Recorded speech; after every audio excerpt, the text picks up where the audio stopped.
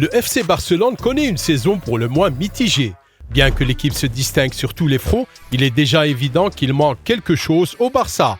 Aujourd'hui, la chaîne Un autre football va vous dire exactement ce qui manque à Barcelone et quels sont les transferts que le club doit réellement effectuer. Nous encourageons tous les fans des Blaugrana à donner un like à cette vidéo afin que nous fassions des vidéos sur le super club catalan plus souvent. Écrivez dans les commentaires ci-dessous quels sont les transferts nécessaires pour que Barcelone devienne un monstre absolu. Bon, maintenant on peut commencer. C'est parti!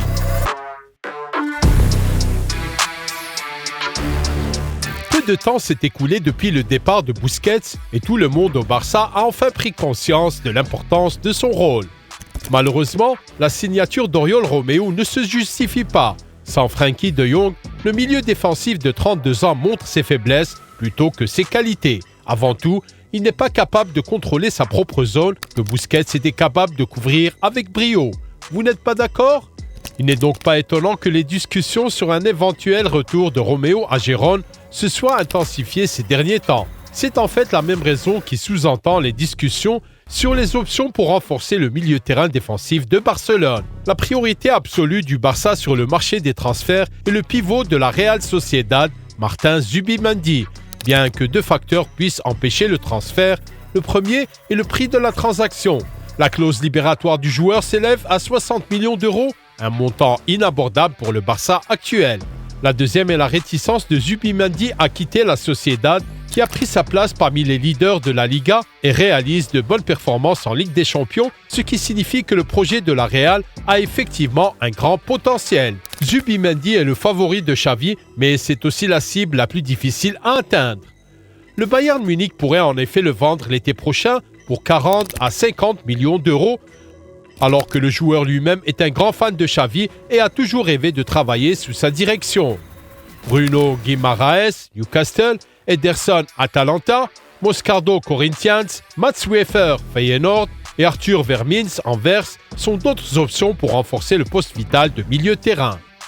Si les règles du FFP ne permettent pas au Barça de dépenser beaucoup l'été prochain, le club se tournera alors vers la Masia, où il forme des joueurs très prometteurs comme Pau Prim, Marc Bernal et Marc Casado. Ceci étant dit, voici notre verdict.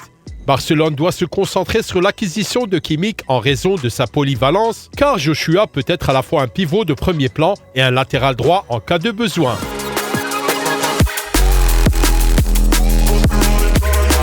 Un autre profil manquant dans l'équipe actuelle du Barça peut être décrit comme un monstre du dribble.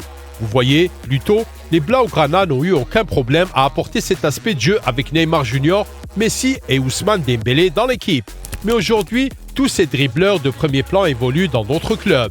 Le départ du Français a été particulièrement douloureux pour Xavi, car l'entraîneur barcelonais comptait beaucoup sur les capacités de Dembélé lors de la tournée de pré-saison.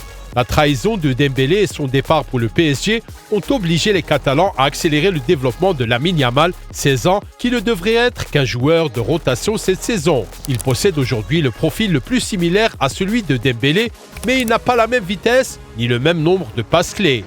Dans les 7 meilleurs championnats européens, UCL et UEL, seuls 4 joueurs ont réalisé plus de 30 prises de balles et ont créé plus de 30 occasions de jeu cette saison, et Ousmane fait partie de cette liste. En outre, Dembélé est le 3e joueur le mieux noté de Ligue 1 selon WhoScored, derrière Mbappé et Hakimi. Certes, le Français peut être critiqué pour sa faible conversion des occasions et Yamal a encore du potentiel à dévoiler, mais en termes de création d'occasions, Dembélé est loin devant le gamin. Le Barça doit donc résoudre ce problème.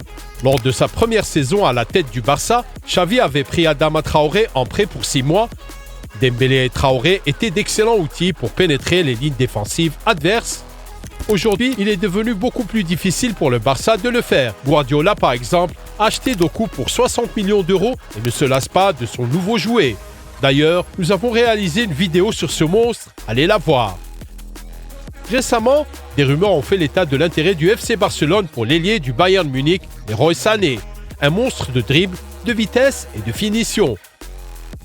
Son contrat expire à l'été 2025 et il est tout aussi intéressant pour les Catalans que Kimmich.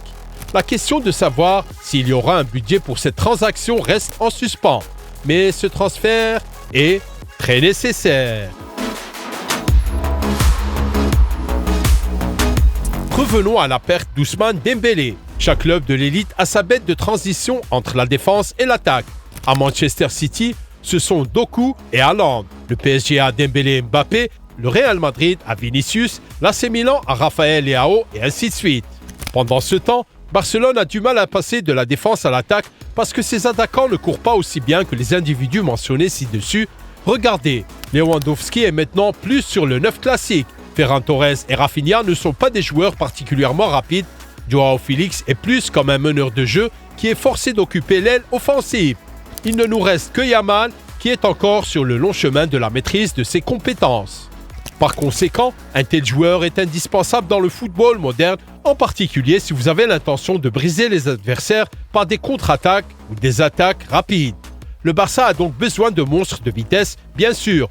L'option la plus intéressante peut être Raphaël Leao. Il n'a que 24 ans, il est en pleine forme, mais son contrat avec les Rossoneri dure jusqu'à l'été 2028, de sorte que son transfert sera évolué à au moins 100 millions d'euros. Le Barça avait besoin d'un profil comme Abdé, mais ce dernier a été vendu au Real Betis. D'autres options parmi les ailiers rapides sont Mikhailo Mudryk de Chelsea, Karim Adeyemi du Borussia Dortmund, Moussa Diaby du Bayer Leverkusen.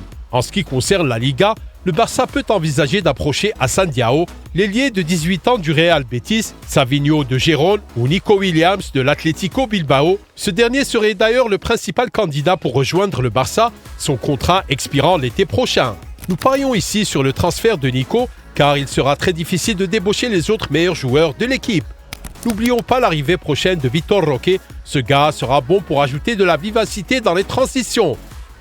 Il en va de même pour Ansu Fati, qui se montre plutôt bien à Brighton. Peut-être sera-t-il dans sa meilleure forme et apportera-t-il aussi de la qualité.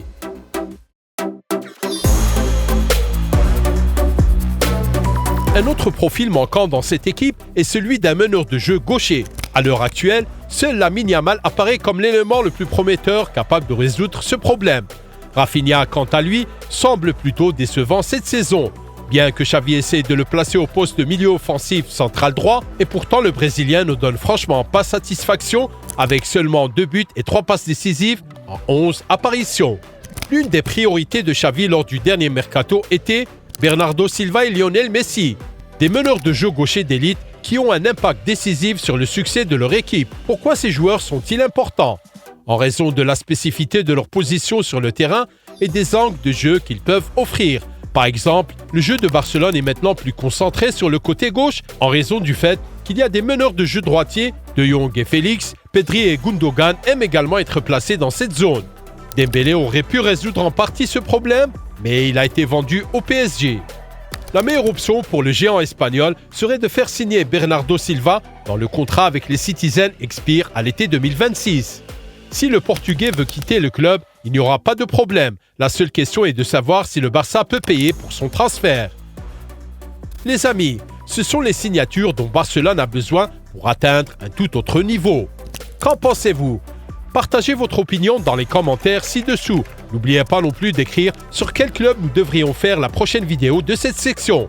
Un autre football était avec vous, une chaîne de journalisme footballistique de haute qualité.